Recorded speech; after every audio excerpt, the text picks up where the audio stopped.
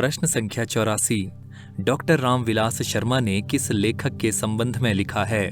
भारतेंदु युग के अन्य किसी लेखक ने अपनी लेखनी को जीभ की तरह इतना नहीं चलाया। अन्य किसी लेखक ने पाठक से इतनी आत्मीयता से और इतनी ज्यादा बातचीत नहीं की। बाल मुकुंद गुप्त, बालकृष्ण भट्ट, प्रताप नारायण मिश्र या बद्री नारायण चौधरी प्रेमघन। सही उत्तर है प्रताप नारायण मिश्र।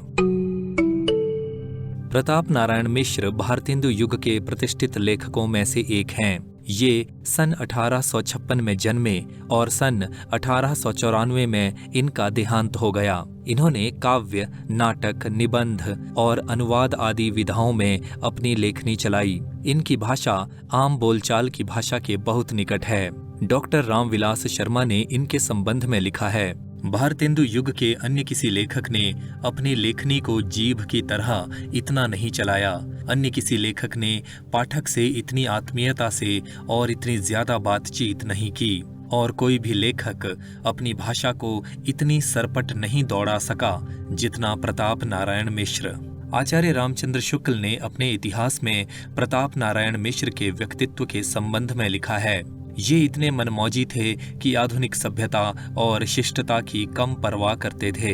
कभी लावनी बाजों में जाकर शामिल हो जाते थे, कभी मेलों और तमाशों में बंद इक्के पर बैठे जाते दिखाई देते थे।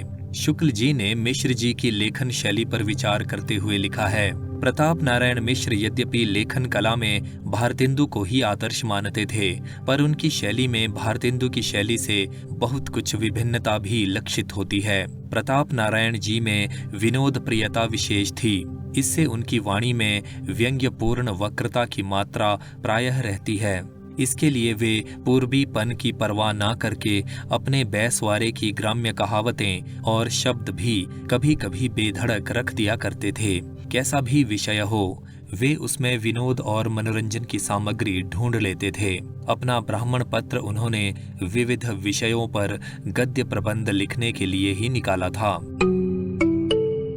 मिश्र जी की भाषा के कुछ उदाहरण इस प्रकार हैं। पहला उदाहरण है, ये तो समझिए ये देश कौन है, वही ना जहाँ पूज्य मूर्तियां भी दो एक को छोड़ चक्र व त्रिशूल व खड्ग व धनुष से खाली नहीं है, जहाँ धर्म ग्रंथ में भी धनुर्वेद मौजूद है, जहाँ श्रृंगार रस में भी भ्रूचाप और कटाक्ष बाण, तेगे अदा व कमाने अब्रू का वर्णन होता है। यहाँ से लड़ाई भिड़ाई का सर्वथा अभाव हो जाना मानो सर्वनाश हो जाना है।